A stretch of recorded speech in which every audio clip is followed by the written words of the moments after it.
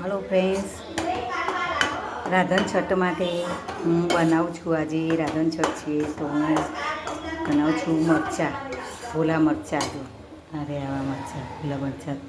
આ મરચાંને માટે લોટ શેકું છું.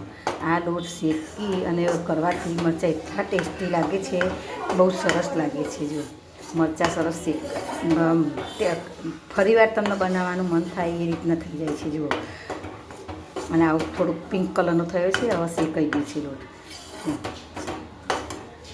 હવે બંધ કરી દેવાનું ગેસ અને ધીમે ધીમે ધીમે તો એ હલાવવાનું છે, કારણ કે ગરમ હોય તરું એટલે એમાં પછી ગરમમાં ગરમ ચોટી ના જાય, બળી ના જાય.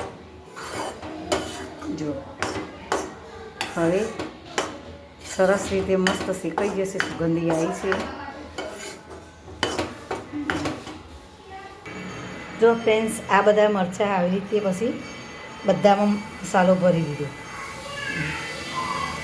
હવે આપણે કઢાઈમાં તેલ મૂકી અને મરચાં ફ્રાય કરી દઈએ, શેકી દઈએ. તો ફ્રેન્ડ્સ, કઢાઈમાં 2 મોટા ચમચા તેલ નાખ્યું છે. તેલ આવ્યું એટલે હવે હિંગ નાખી,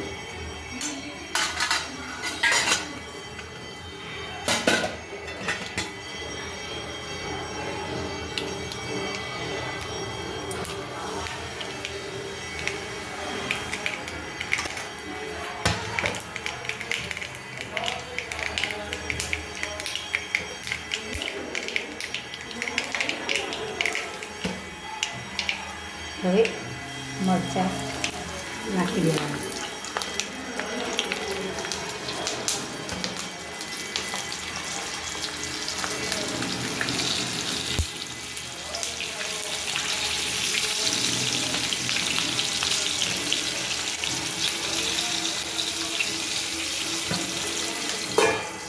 થોડી વાર ઢાંકી દેવાનું. જો ફ્રેન્ડ્સ, આવી રીતે થોડી વારે હલાવવાના. તેલથી બધા કોટિંગ થઈ જાય એટલે ધીમા તેલે મસ્ત સરસ ચડે.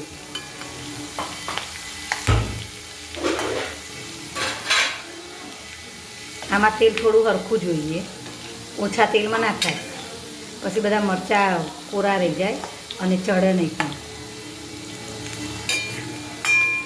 અમારે દર છઠના દિવસે આ તો બને જ.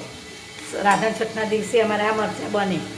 આ મરચાં મારા સાસુને બહુ ભાવતા, એટલા માટે અમે દર વર્ષે અમે બનાવીએ છીએ. અમારા ઘરમાં બધાને ભાવે છે આ મરચાં.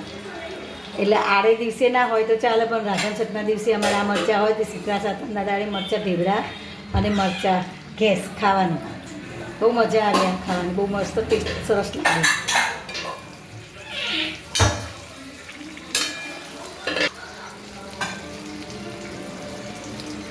હલો ફ્રેન્ડ્સ, જુઓ મરચાં થોડા થોડા ચડી જવા આવ્યા છે.